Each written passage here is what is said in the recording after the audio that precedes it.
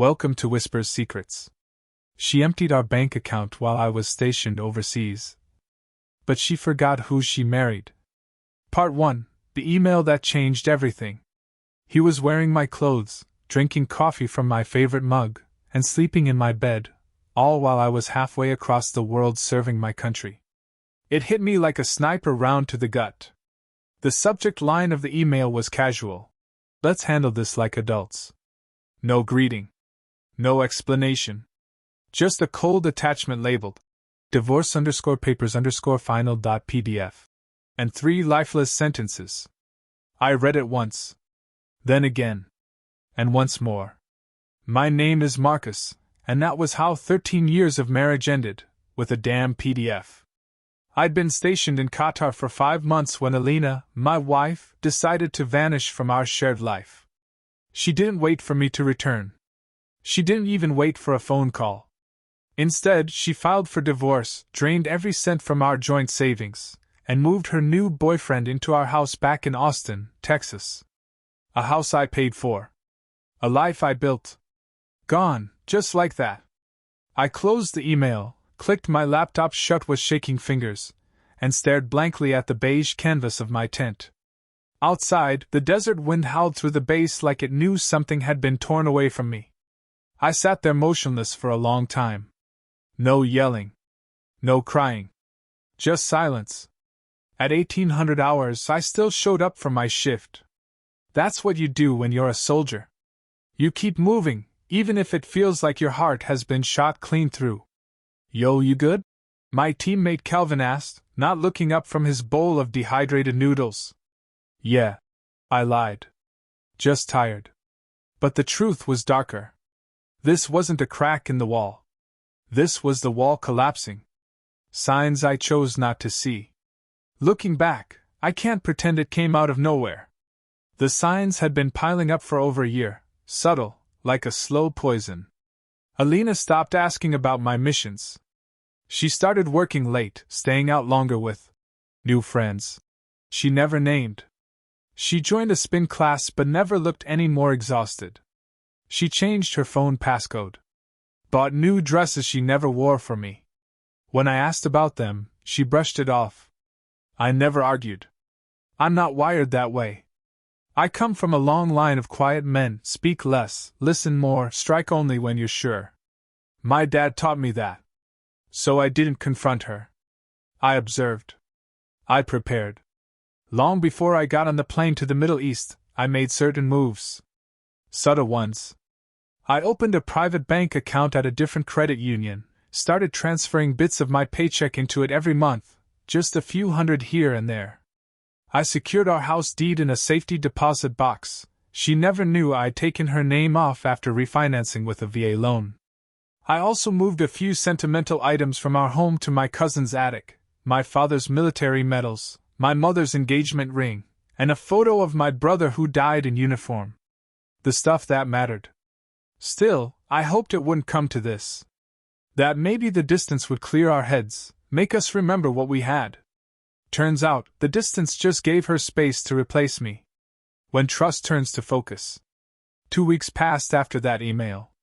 Every night I lay awake, eyes glued to the flapping fabric of the tent above, playing back every moment, every laugh, every anniversary. All worthless now. Then came the final blow. A banking notification pinged my satellite-connected phone. It was from the joint account, the last $12,600, gone in a single withdrawal. I felt like I was watching a robbery in real time, and I couldn't do a damn thing about it. I stared at my reflection in the metal sink mirror of the latrine. I didn't see a heartbroken husband. I saw a focused man. A man with a mission.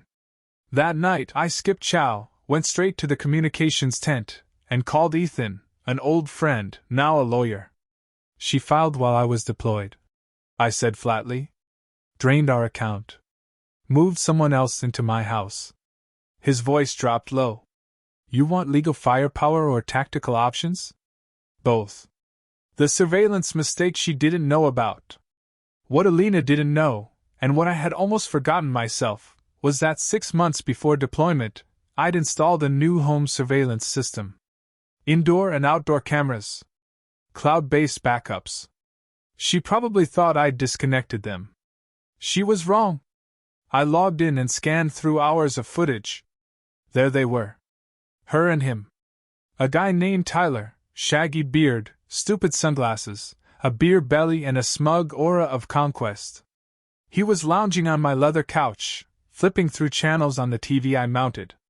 He was walking our Labrador, Max, like he'd owned him forever. He was pouring wine into the same glasses Alina and I used on our 10th anniversary. And Alina, she was smiling. Cooking for him. Dancing barefoot in the kitchen where I used to read morning news while she made eggs. I couldn't believe it. Or maybe I could. Maybe this was always who she really was. I made a list that night. Not an emotional rant. A strategy.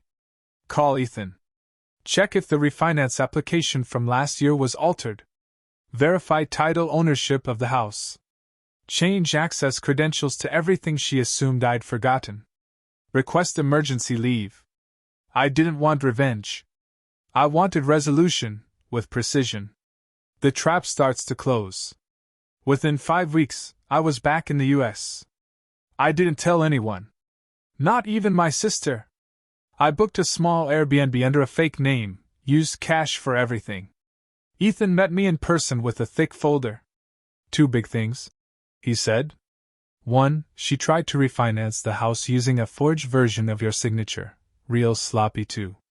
2, she submitted paperwork to transfer full title to herself, using Tyler's business address as her return contact. I nearly laughed.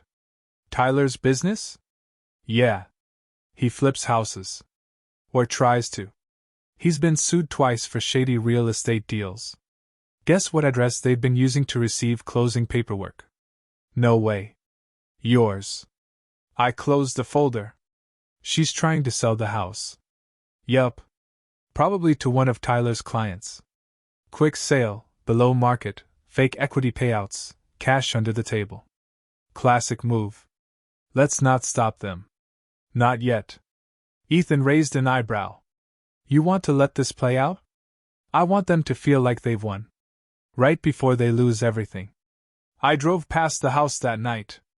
Tyler's truck was parked out front. Alina's car wasn't. I watched from 3 houses down. Inside, Tyler was moving furniture, my furniture, probably staging it for photos. There was a clipboard on the dining table. A laptop open. Real estate forms visible from my binoculars. I texted Ethan. They're prepping the house for listing. 5 minutes later, a woman pulled up in a Lexus. Blonde, dressed like a realtor. She walked up, rang the bell, and Tyler let her in.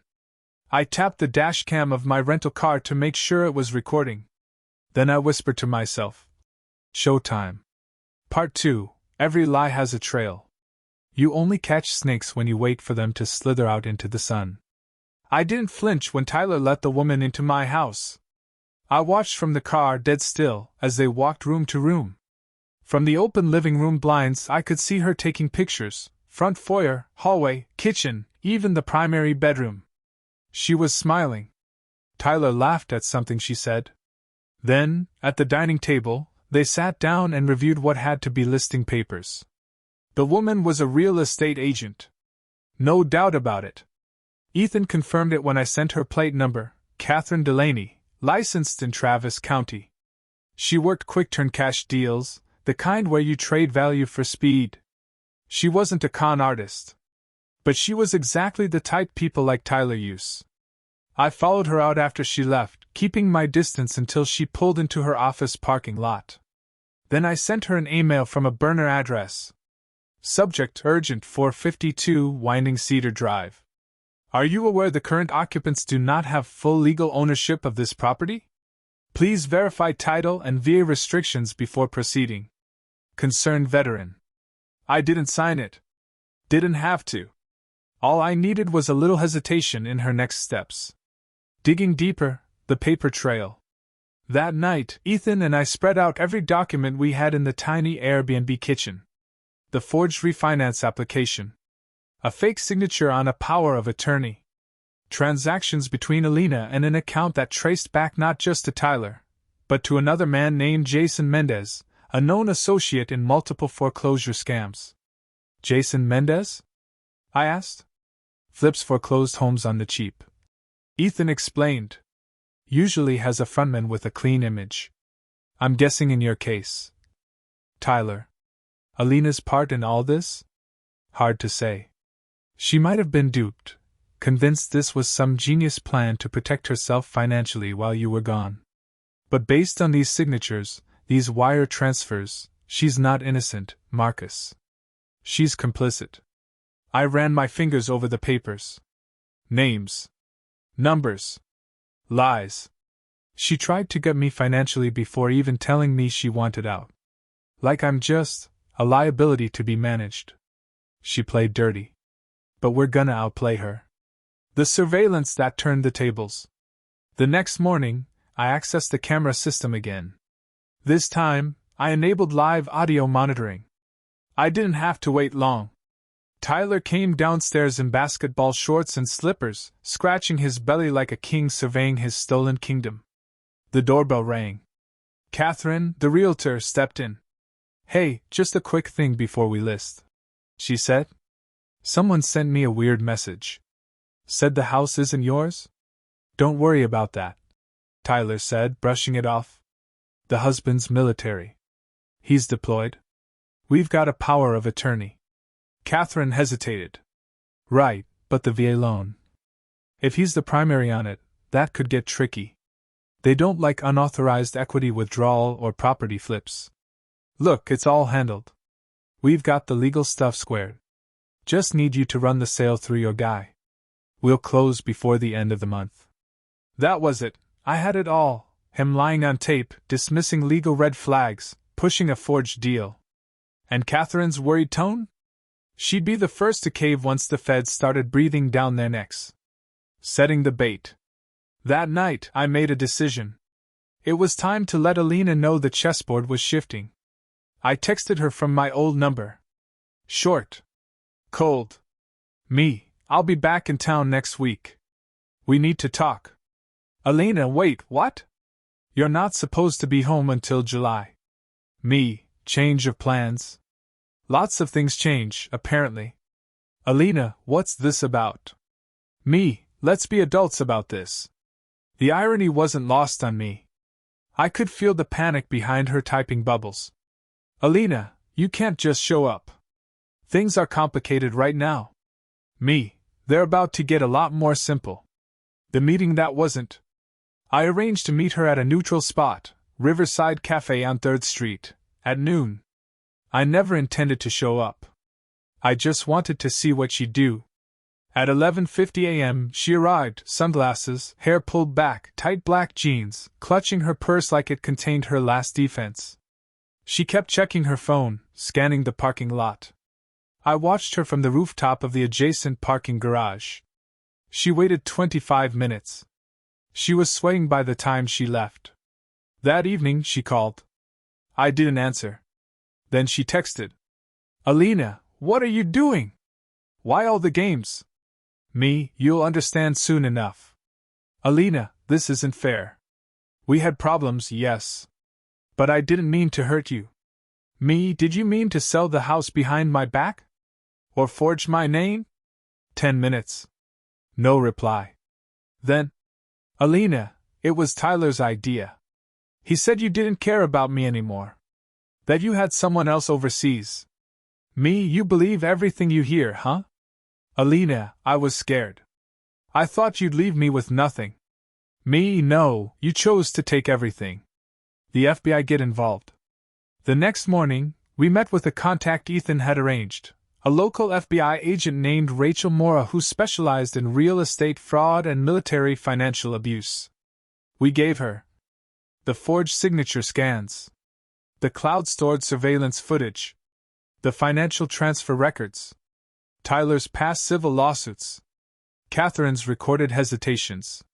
She listened, calm but serious. This isn't your average divorce scam, she said finally. It's part of a larger pattern we've been seeing, targeting deployed servicemen, weaponizing power of attorney agreements, flipping houses for under-the-table profits. What happens now? I asked. If you let us, she said, we can monitor the sale process. We'll step in once there's enough evidence of intent to defraud. How long? Days, not weeks. They're already preparing the listing. That night, the listing went live. Charming 3BR home in quiet neighborhood. Price for quick sale, $379,000 cash only. I nearly spit my coffee out. Our home was worth $465,000, even in a bad market. They were rushing the sale, trying to close before I could act. Trying to offload my life for pennies just to pocket a few extra grand. Ethan called. They're going to schedule walkthroughs this weekend. Good, I said. Let them. I tapped into the camera feed again, and there they were, Tyler and Alina, clinking glasses of wine. We're gonna be in Cabo by the end of next month, he said. We deserve it, she replied. After all the stress. I stared at them, my jaw set like stone. They didn't know the federal case file had their names on it. They didn't know they were about to get burned. Part 3, the trap is set. They were already celebrating. The wine was poured, the flights booked. They had no idea the walls were already closing in. The listing was live. The open house scheduled for Saturday. Tyler had even posted a smug story on his private Instagram, a quick pan across the living room with the caption, "Big things coming. Next chapter soon." I didn't respond. I didn't text Alina.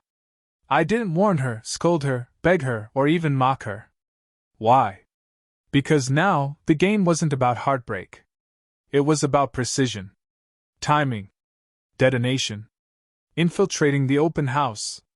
It was almost poetic, the idea of me walking through my own house, now staged and perfumed like a model unit, while strangers were being sold a lie. Ethan and I coordinated with Agent Mora. She gave the go-ahead for light surveillance. Just enough to let the news tighten naturally. Saturday at 1:15 p.m., I walked in through the front door like any other potential buyer. The realtor, not Catherine this time, but a younger associate named Bryn, handed me a flyer and smiled. Feel free to look around. It's a lovely property. Owners are relocating overseas, very motivated to sell. I nearly choked. Motivated indeed. I walked through the home slowly, deliberately. My hand ran along the wooden banister I'd sanded down myself. The kitchen tiles still bore the slight uneven pattern from when I tried to install them with YouTube as my only instructor. Max's old food bowl was missing, but the groove in the tile where it used to sit was still there. I turned into the master bedroom. The bed was new, sleek and modern. But the closet still had a faint scratch across the mirrored sliding door from the time I dropped my gear bag after returning from Djibouti. Memories layered beneath betrayal. Ghosts under new paint. I took my time. 15 minutes. Walked out. Never made eye contact with Alina, though she was sitting in her car across the street, pretending to scroll her phone. She looked nervous. Good. The sale that never closed. Sunday evening, Bryn called a buyer. Monday morning, that buyer submitted a cash offer, $382,000. Fast closing. No contingencies. Just like Tyler wanted. But what Tyler didn't want, or expect, was that the buyer worked for the FBI. The paperwork was submitted. The fake power of attorney invoked. And the sale was processed. All while Agent Mora and her team documented every forged initial, every manipulated signature, and every lie spoken during phone negotiations. By Wednesday they had enough. A full case file. 22 pages of documentation. Wire fraud. Real estate fraud. Conspiracy to defraud a federal program. Misuse of a military loan-backed property. And Alina's name? Plastered across it all. Confrontation without words. The next evening, I went to the house again. Not as a spy this time, but as a man ready to be seen. Tyler opened the door. He froze when he saw me. "Oh, Marcus," he said, blinking like I'd crawled out of the grave. "Evening," I said, stepping across the threshold without invitation. Alina emerged from the hallway, face pale, mascara smudged like she hadn't slept. What are you doing here? I looked around the room, my room, and let the silence build before I said, I came to say goodbye. To the lies. What lies? She snapped. You can't just. I cut her off with one sentence. You're under investigation. Her lips parted but no words came out. Tyler stepped forward, trying to puff up. You can't just walk in here and threaten her like that. I held up my phone. Tap play. From the speakers came Tyler's own voice. Just need you to run the sale through your guy. We'll close before the end of the month. He shut up fast. I let the audio run just long enough, then stopped it. Don't worry, I said, tucking the phone back into my jacket. I'm not here to press charges. That part's already in motion. You'll get your paperwork soon. Alina was shaking now. Marcus, wait. Please. It wasn't like that. I turned, took one step toward the door, then paused. You know what hurts the most? I asked, voice low. It's not the money.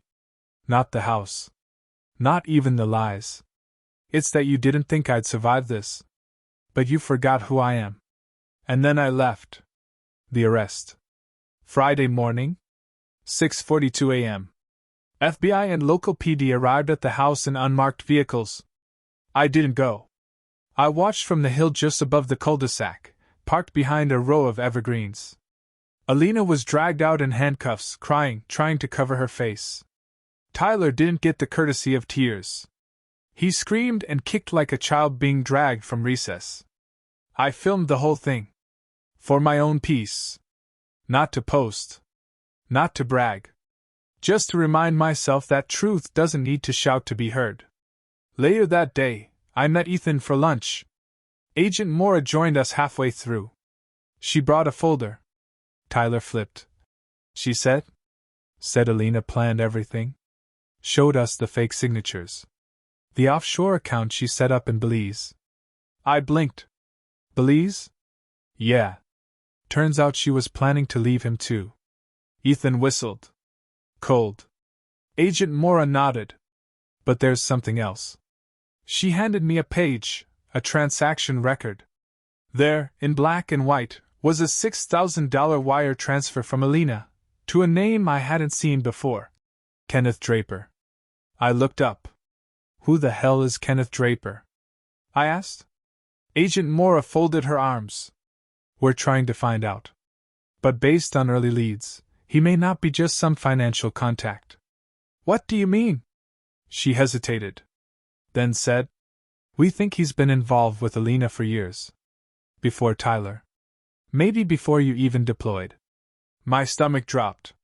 Ethan leaned forward. You said she started changing around the time of your last deployment. What if it didn't start with Tyler at all? My hands curled into fists. I thought I was hunting a betrayal that started 5 months ago. Now I wasn't so sure I'd even seen the full blade yet. Part 4, The Hidden Man.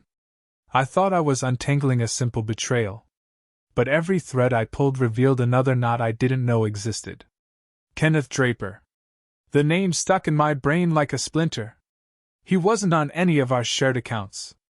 Not in Alina's call logs. Not on the security footage. But $6,000 from her personal savings, sent to an unlisted account registered under his name. Less than 3 weeks after I deployed. Agent Mora sat quietly, watching my reaction. Her fingers tapped the table slowly, as if she was waiting for me to explode. I didn't. I nodded once and said, find him. What we know about Draper. The FBI's first sweep turned up more than I expected. Kenneth Draper was not just a name in Alina's digital shadows. He was a former loan officer, disbarred 5 years ago for falsifying documents during a series of fraudulent home equity withdrawals. He had never been formally charged, but 3 civil suits accused him of manipulating vulnerable homeowners into quick cash-outs, all while pocketing illegal cuts of the proceeds. His last known employment? A consulting role for a shell company in Houston that existed for barely 6 months before dissolving. And the kicker? Alina had visited Houston during a girls' trip last year. She said they were going to see a concert. She came back with a new bracelet and a slight change in her energy, distracted, flighty, overly affectionate, like she was overcorrecting for something. I remember asking her, "How was the concert?" She said, "Loud and forgettable." Turns out the only thing she forgot was her mask. Draper's connection to the scheme.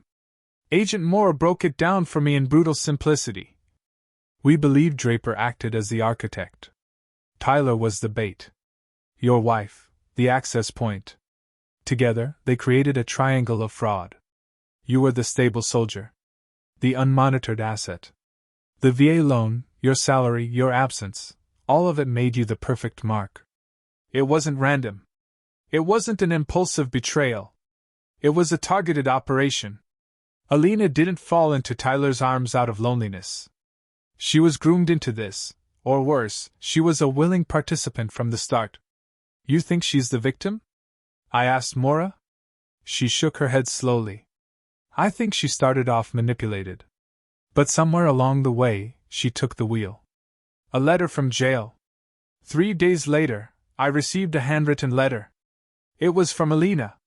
It arrived in a plain envelope, postmarked from the county detention center. I stared at it for a long time before opening it. Marcus, I don't know what to say that will fix what I've broken. I know you hate me. I would too. But you need to understand something. It wasn't all a lie.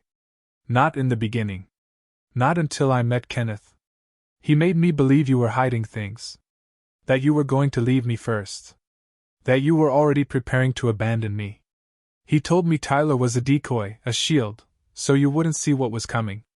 But even then, I didn't plan to hurt you. Please believe that. Please. I just wanted control. I wanted to stop being the one waiting. I didn't know how deep it would go. I didn't know how far I'd fall. There was more.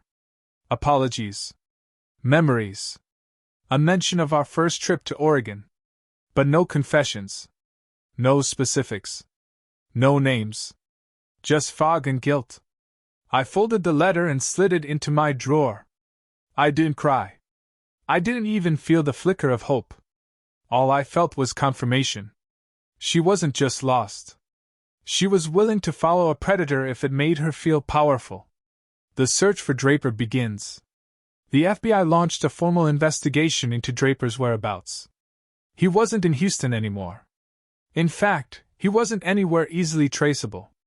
But Maura had a lead, a money trail tied to a cash buyer in Fort Worth who had purchased 3 undervalued homes in cash within the last 6 months, all from women recently separated from military spouses. 2 of those women filed restraining orders after the transactions. One refused to speak on the record. The stories were different. But the pattern was identical. And then, one night, Agent Maura called me with something she hadn't expected. Marcus, she said, her voice tight. You're not going to like this. What? We just uncovered an encrypted messaging thread between Draper and Alina. From months ago. And? There's a photo. Of what? A picture of your VA loan papers. The original deed. And something else. Say it. A screenshot of your military pension account balance. How deep did she go?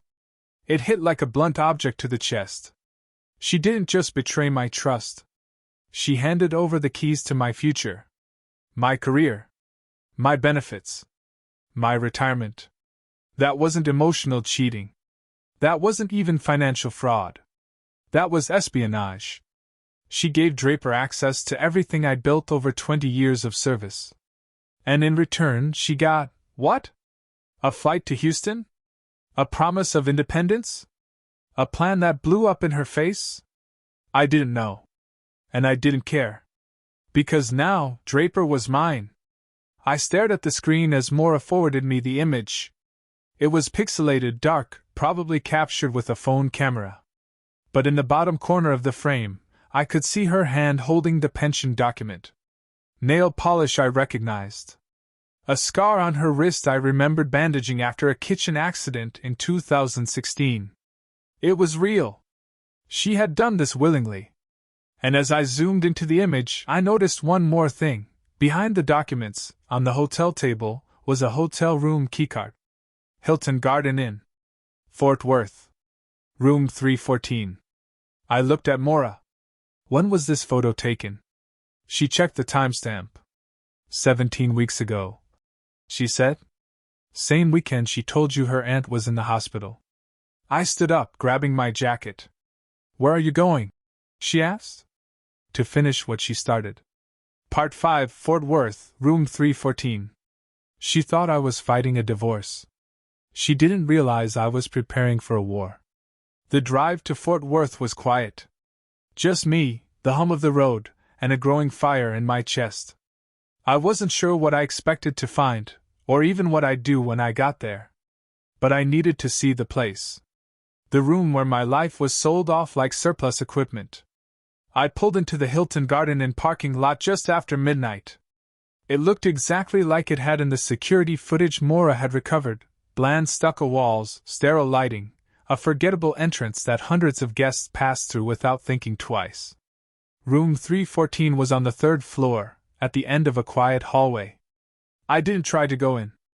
I wasn't here to break laws. I just stood there for a long moment, staring at the door, picturing Alina and Draper on the other side, him with his smug grin, her with her back turned, pretending none of it was real. I clenched my fists and whispered, I hope it was worth it. Then I turned around and walked away, unraveling Draper's trail. The FBI was closing in, but Draper was still a ghost. No driver's license. No leases. No taxes filed in years. The man had hollowed himself out legally and was living off the grid in the shadows of other people's mistakes. But mistakes leave patterns. A flagged surveillance photo at a pawn shop. A cash-only gym membership. A burner phone that pinged a cell tower outside Abilene at 3:42 a.m. on a Sunday. And then, the break. He used a fake name to rent a condo under an LLC registered to an address in Plano, Texas. When the feds served the warrant, he was gone. But what they found inside was better than his arrest. A briefcase. Locked. Inside? 14 fake driver's licenses. 3 burner phones. Copies of my VA loan documents. My forged signature on multiple forms. A flash drive labeled M. Briggs Fort Hood batch. They plugged it into a secure terminal. What they found made my blood run cold. The operation was bigger than me. Inside that drive were files, organized by name, rank, deployment location. 15 other servicemen, all active duty or recently deployed. Each one with VA loan details, spouse's contact info, notes on emotional instability or financial tension. Suggested entry points: gym, yoga class, local business. My file had been labeled closed, full compromise, extraction in progress. I wasn't a one-off. I was a successful prototype. Alina's confession. When confronted with the flash drive contents, Alina finally broke. Agent Maura called me in. The room was cold. Fluorescent lights. Plexiglass barrier. Alina looked like a stranger. Hollow. Pale. A woman drained by the weight of the truths she could no longer deny. She didn't try to deny it anymore. She admitted to meeting Draper in Houston, not at a concert, but at a private financial empowerment event for military spouses. He introduced himself as a consultant who could free her from a stagnant marriage. She said it started with casual texts. Then came long late-night calls. Eventually, he told her Tyler was part of a network that could help extract equity from veterans' homes before their spouses returned. She agreed. She justified it to herself by believing I had someone else overseas. Draper planted that. Repeated it until it felt like truth. You don't know how lonely it was, she whispered. I leaned forward. You think I don't know loneliness?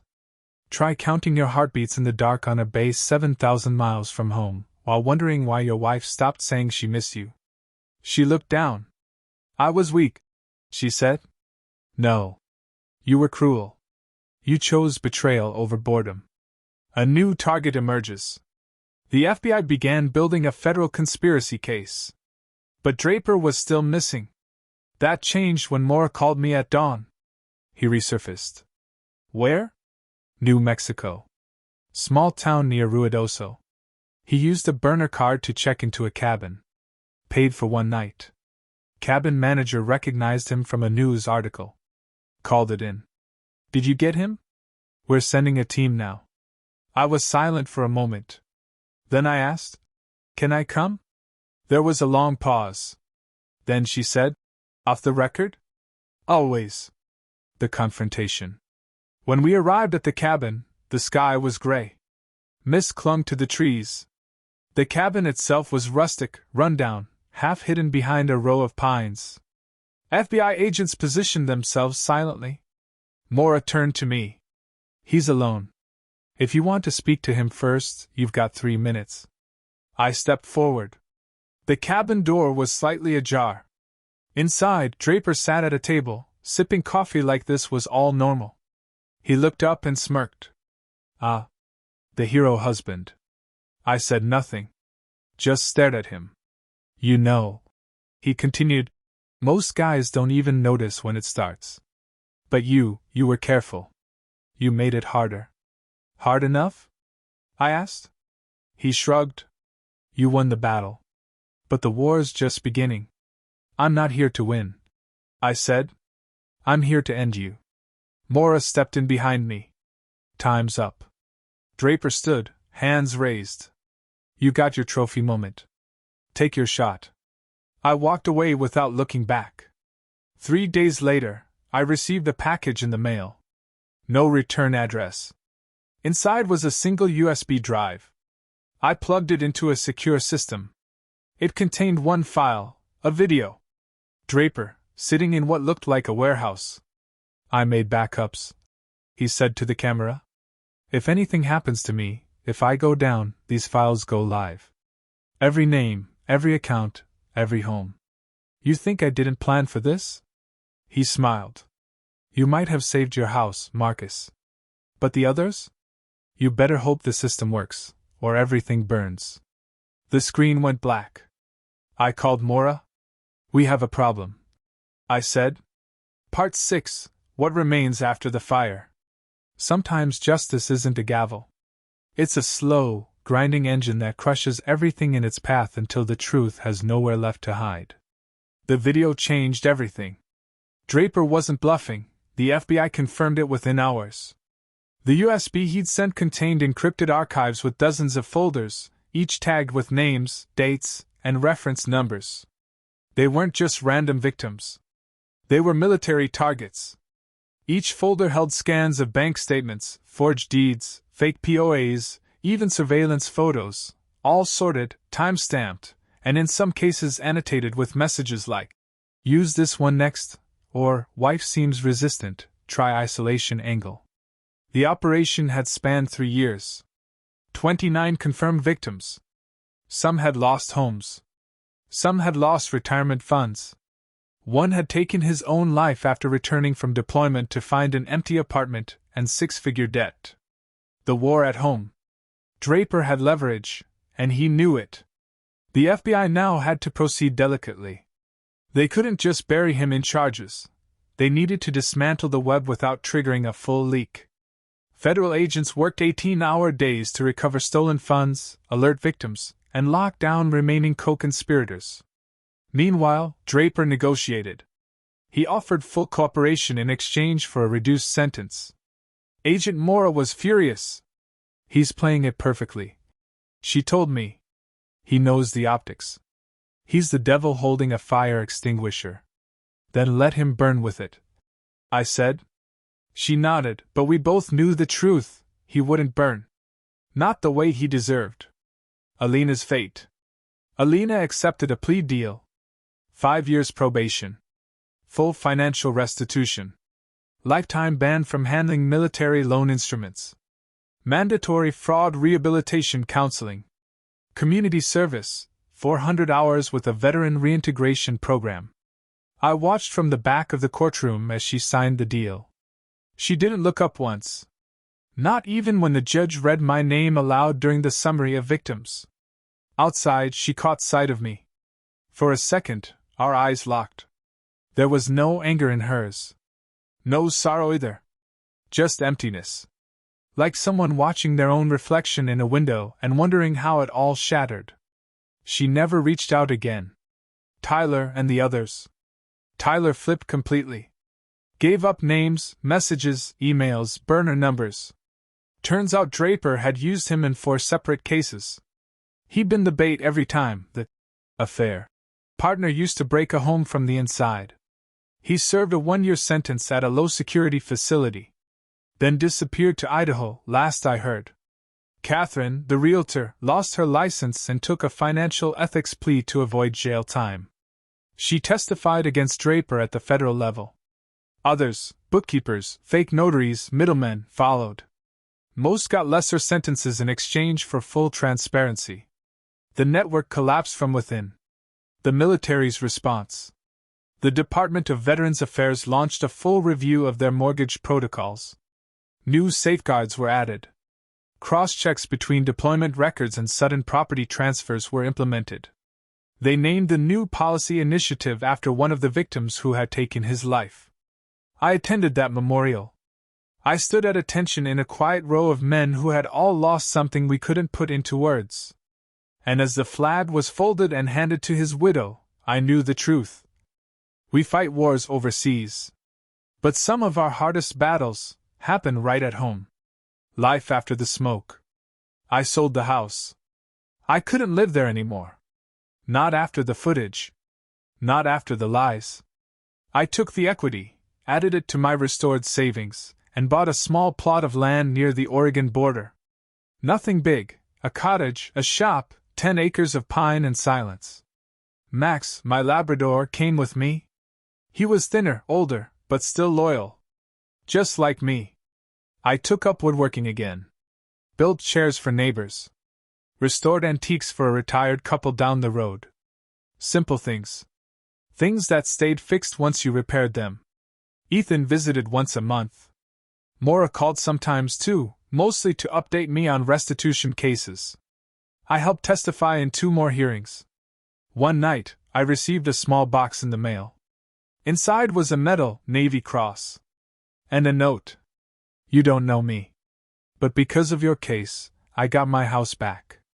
I didn't lose everything. Thank you. R.M. Jacksonville, Florida. I pinned it to the wall above my workbench. The final message. A year passed.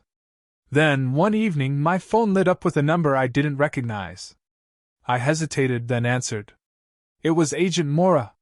He's gone, she said. Draper? Yeah. Overdose. In his cell. No note. I said nothing. You okay? She asked.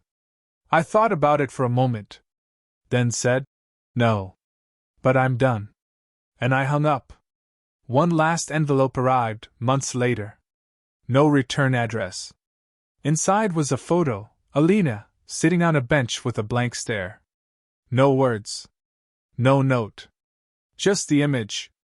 Maybe she wanted me to know she was still alive. Or maybe she wanted me to remember her, as she used to be. But I didn't pin it anywhere. I burned it in the fireplace and watched the ashes rise into the night sky like shadows I was finally ready to let go of. Thank you for being with us on Whisper's Secrets. If you enjoyed this, leave a like, drop a comment, and be sure to subscribe. The secrets are waiting to be revealed. See you soon.